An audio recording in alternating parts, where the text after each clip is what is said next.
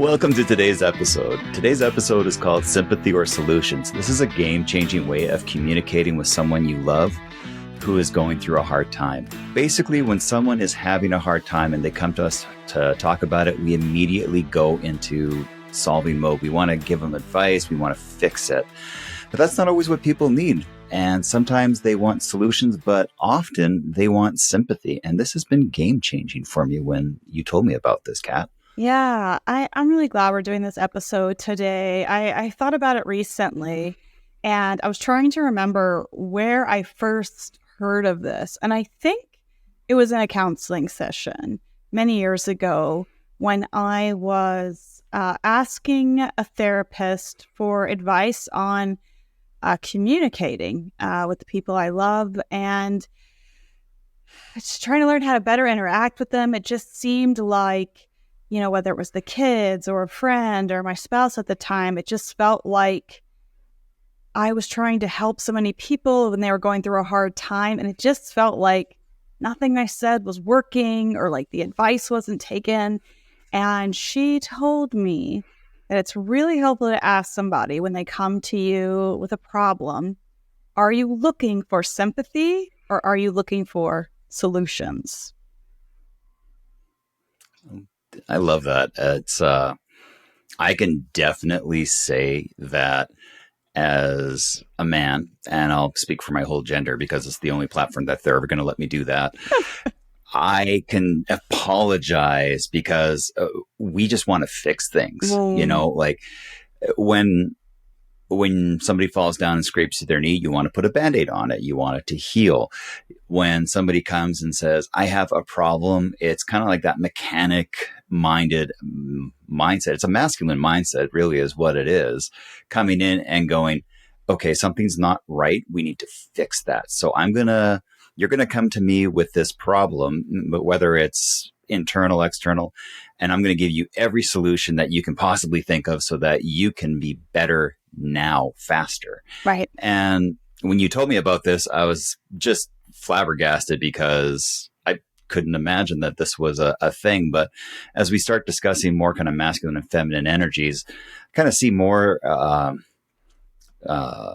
sympathy as like a more of a feminine energy approach, and solutions feels more like a masculine energy approach. I could be totally wrong on that, but like that's just kind of how it sounds when we talk about it. Yeah. So in the personal development community, when we say masculine and feminine energies, all people have elements of both their masculine and their feminine. And again, this is sort of the definitions in this community and psychology, and the typical masculine energies are, fixing, problem solving, usually a little bit more aggressive and things like that. And then the feminine's energies are usually softer.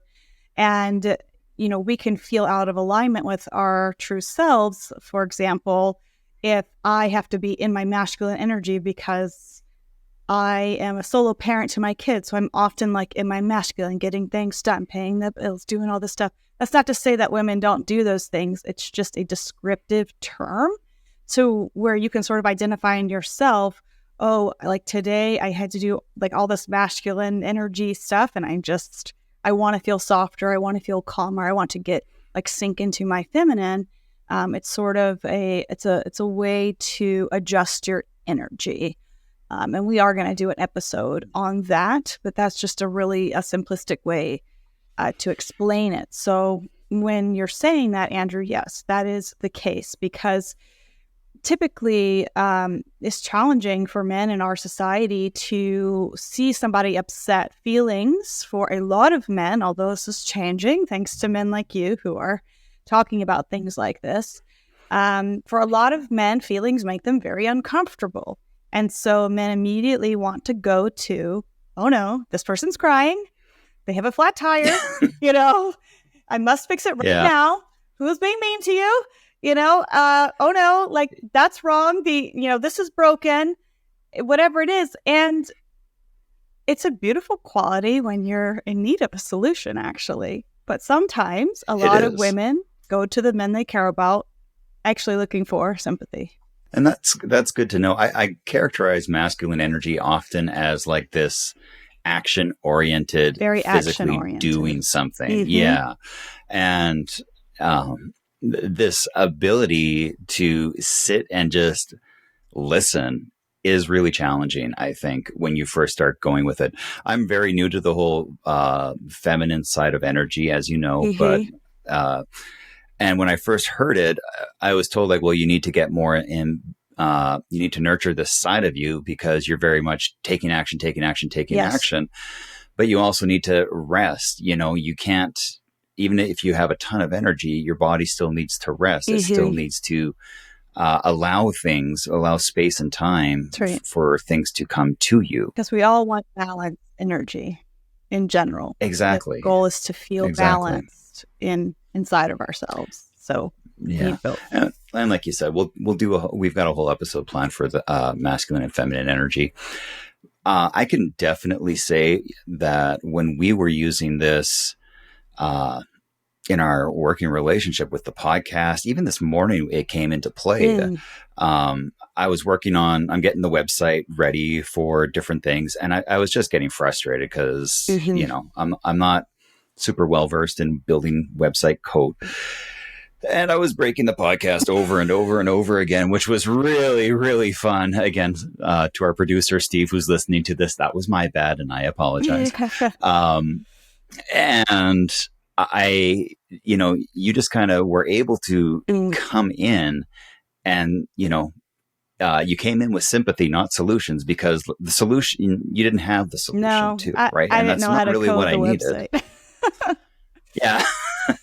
So, like sometimes just coming in and like, you know, reminding the solution minded person Mm-hmm. like that there's sympathy can actually help. It's just like, you know, I'm here for you. Yeah. You don't have to get it right now. It can just be, I know you want it this way, but that's just a you thing, and you can change Yeah. how you see that.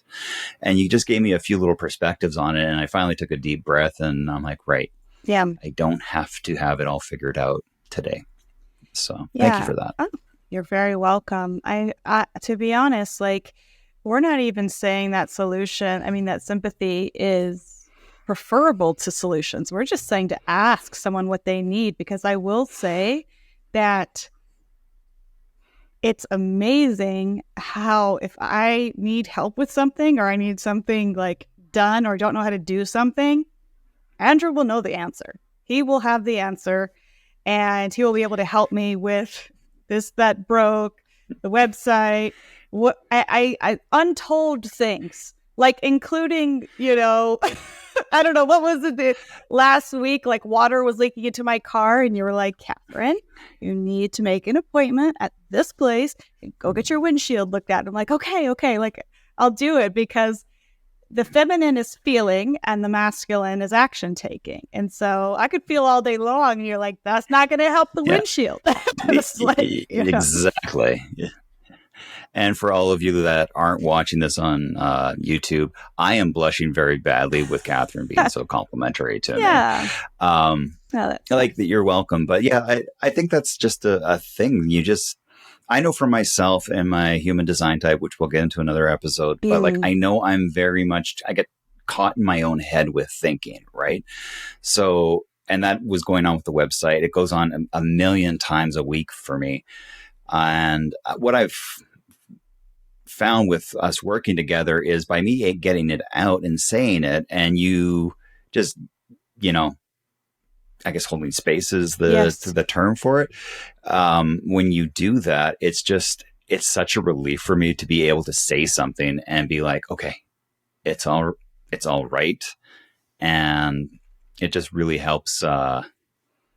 It helps ease the process. It helps release the stress in my own brain, the anxiety that I have, because the bad part about always wanting to take action is a lot of time you always want it to be done, right? You're not Mm-hmm. satisfied until it's the project's done, the task is completed, the box is checked, and being able to talk about it, being able to share, really does help gives me sympathy when I'm not even sure if that's what I'm looking for, Yeah. because I'm so I'm so used to like the pragmatics problem Yes. solving part, that like the sympathy part that comes in is really, really welcomed, because I'm so not used to it in my own mind. Right.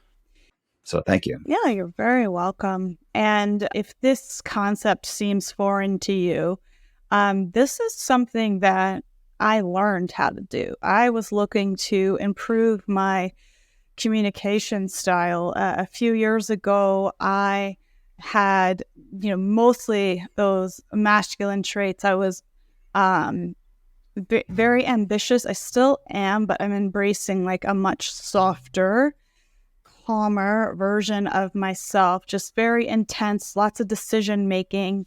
And a lot has changed in the last 2 years. And so when you ask someone for sympathy, it's really a catchy thing to say, sympathy or solutions, because alliteration. But Yeah. it really means that you could have sympathy for someone, you could have empathy for them, or you really, trying to understand how they feel. Or as Andrew said, you're holding space. And if you're not familiar with the concept of holding space, it's probably the most powerful act of love you can do for somebody in today's generation, because we live in a very, very busy world where things are hectic, where our phones have notifications going off all the time. And somebody you care about comes to you with a problem and they don't want solutions. Maybe you ask for you to sit there and say, okay, I'm holding space for you. And what that means is I'm not going to look at my phone. I'm not going to type on the computer while you're talking. I'm here to listen. You can cry. You can punch a pillow. You can do the really bad snot cry. That's fine. Whatever you want to do, I'm holding this space for you, meaning you don't have to be alone when you're trying to figure out this annoying problem. I'm here. And to tell someone that you're willing to have the time for them and set it aside is very powerful. And I've found that with the kids too. I don't know about with your kids, but I immediately go into like mama bear mode when they're like, "Oh, this kid pushed me on the playground." I'm like, "Tell me their name." But a lot of times they just want to get it out. They just want to tell you their worries of the day before they go to bed, and they just want that softness, and for you to be like, "That sounds like it was really hard. What do you think you should do?" Things like that. Yeah, I'm definitely the same way with my kids. It's you kind of, I mean, your job is to protect them, Yeah. right? And so when you hear those things, yeah, it's like, whose tires do I need to go slash? I have not slashed anybody's tires. We're very just for the peaceful record. people. Don't mess with our kids. I just find that with all that stuff, when you're telling somebody that you're holding space for them, again, a very new term for me as well. But when you're holding space for somebody, what it means to me is suddenly I'm not alone in the lifeboat. Yes. And there's someone there, and it's like, you know what? I am going to be trying to patch the hole or get us to shore or whatever. But like whatever analogy you want to use. Really good analogy, Andrew. One of your better ones. So good. Man, I hate using them up at the beginning of the year because I only have so many in me. I just, it's just nice to know, like, okay, I'm not alone. And after the last few years that we've all gone through as a society, a lot of us are feeling alone. And for you to reach out to somebody is hard enough, but for you to reach out to somebody and have somebody go, I'm here with you. And you hear that, it relaxes you on a different level, because suddenly that was one of the big worries, was that I'm doing all this stuff and I'm alone and this is happening and that's happening. But when someone is holding space for you, it's just, it doesn't matter if they're in the room with you or they're halfway across the world. Just knowing that, it really does help. I found that to be a great reliever of stress and anxiety personally. Yeah, for sure. And for the person who is doing the space holding, it can be hard. Like we probably mention at least once every episode that we're both highly sensitive. So, my kids, when they cry, things like that, I deeply feel their tears. I feel their pain, and I want to do whatever I can to make it stop. So again, this is a skill, a communication skill that I had to learn and practice, and I still don't get it right all the time. Depending on how I'm doing, how well I've slept, sometimes I'm like, okay, do you want sympathy, or do you want solutions? Do you want me to help you, or just want to tell me about it? And then other times I'm like, what's wrong?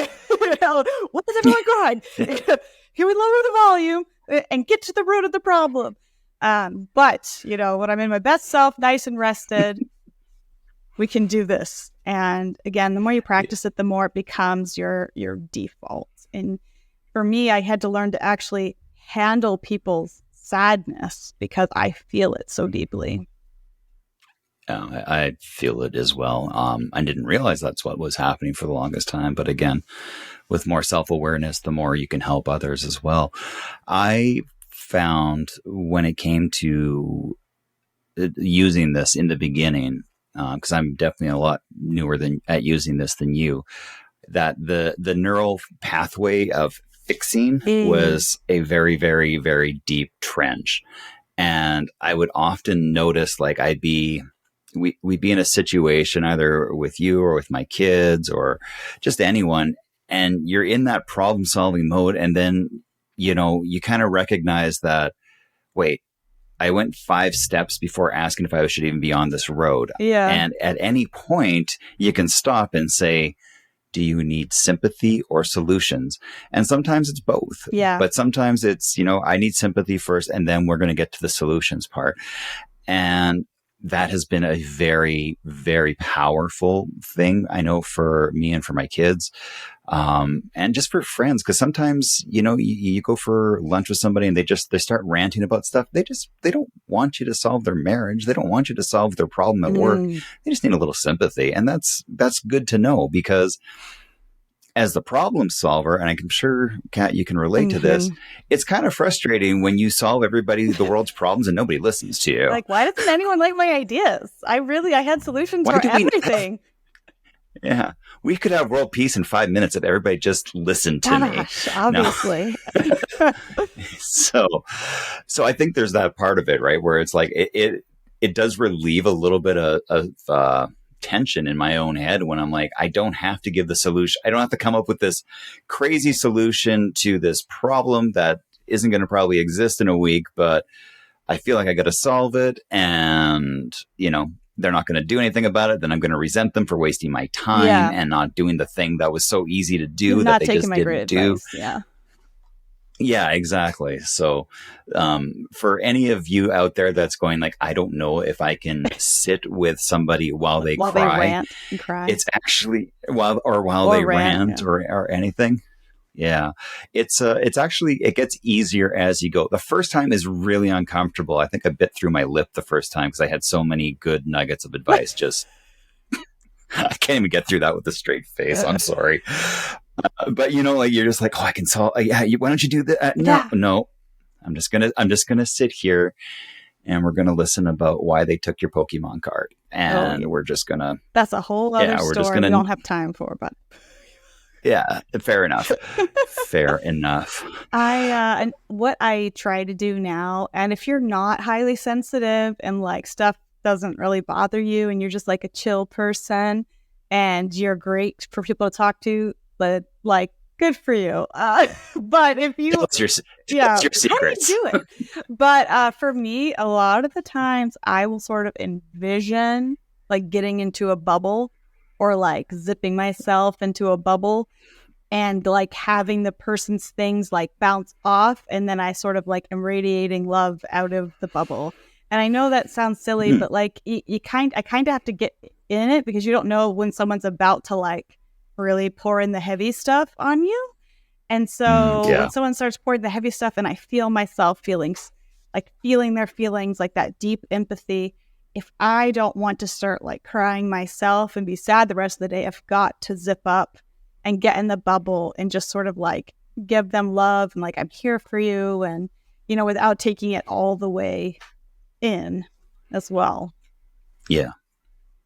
Zipping up has been I gotta say, the first time I heard this, I mean, my background is in like accounting. And if I can't put it on a spreadsheet, it technically doesn't exist in this universe. And I've gone from that kind of so solid material things to all this ethereal energy stuff. And the energy stuff is real. It's just that when you can't see it, it's really hard to understand. So feelings But based.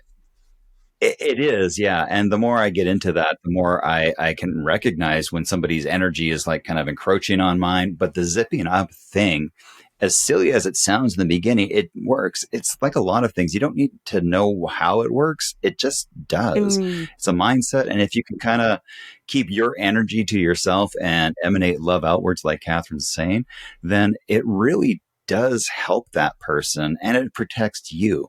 Another good thing to do is to have a process throughout the day. Usually I do mine before bed where I just kind of lie down and I just let go of the things that don't belong to me. And, like, let's say, this is a great example. If somebody cuts you off in traffic that day and you're holding on to it and holding on to it and holding on to it because you're angry, you're going to, that's hurting you right now. The guy that cut you off, or lady, is Probably one of those gone. They do moms in not the pickup care. line. So.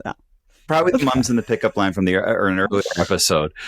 But when those people do that, you hold on to the anger. You get so put off, and it's not impacting them. It's impacting you. So I just have a process now at the end of the day where I'm like, I let go of everything that isn't mine. And the truth is, the person that cut me off wasn't about me. It was about them. And so you just kind of let that go. It's not like most of these things are not easy. They're simple, but they're not easy, but they get easier as you do them. And, we're just trying to make new neural pathways, trying to create some new habits every week. And this one, as far as everything goes, is a real game changer. The sympathy or solutions really does alter your relationships with most people because as the problem solver, that it makes others feel like you're not actually sitting there being sympathetic or holding space. And when they realize you can do both, you can help them in more ways than one. I agree. And I think it has helped me personally improve a lot of relationships, especially now that it's become a habit. The kids know that when they have a problem, it's not something like, well, if I tell mom, she's going to try to fix it or she's going to like email the principal or whatever it is she's going to do. I know I can go to her and she's just going to listen if I need her to. Yes. And that creates a safe space. And that creates a place in which people feel they can be vulnerable and authentically themselves, which, as we've said in future episodes, really is the key to finding happiness, is sort of living as you and being around people who accept you. So that is what this has grown into, and that's why we thought that this would be a useful thing to share with you. Yeah, absolutely. So today's challenge is the next time you're having a conversation, ask yourself, is this person wanting sympathy or solutions? And be brave. Ask them. Just say, I feel what you're telling me. I get how this is frustrating you or painful or, a hard emotion of some kind. Do you want sympathy right now or solutions? And it will make them usually take a step back and pause to recognize what they're doing, which gives them a little bit of concept outside of themselves, which is always nice.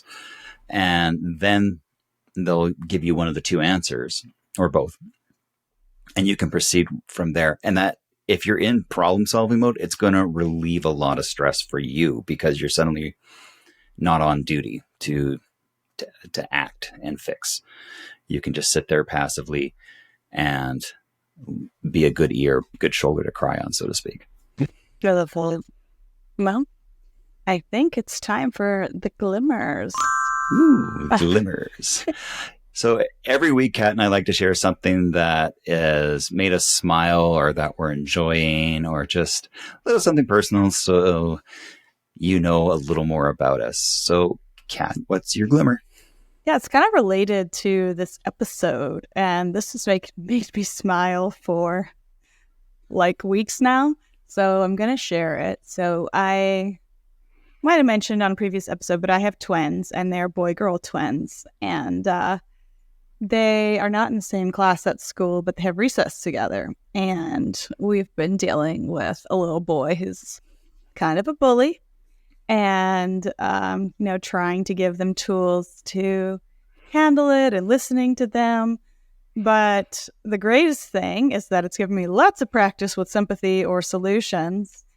But it's nice that they have each other. So this little boy was poking my daughter at recess, poking her with his fingers, poke, poke, poke. And she was telling him to stop and go away. And he was chasing her and, little kid stuff. And apparently So clearly doesn't like her. No crush Doesn't on have a her at crush. all. No. But he was poking her. And Yeah. my son, her twin brother, who is a sweet boy, but man, something new came over him. And apparently, in front of a bunch of other kids and my daughter, he said, "Hey, if you keep poking my sister, I'm going to poke you." I like it. I love that. And I don't condone violence or kids poking each other, but it was kind of nice that he stood up for his sister. It made me smile. And you poked the bear's sister. He deserves it. Exactly. I'm glad they had each other, and I haven't heard much about that kid messing with him in the last week or two, so I think it kind of worked. Oh, that's awesome. Yeah. I didn't realize that it hadn't happened again. That's fantastic. How about you? So that's good. Well, I should have gone first because mine's going to suck now compared to that. No. I am trying to create more of a peaceful environment where in my place.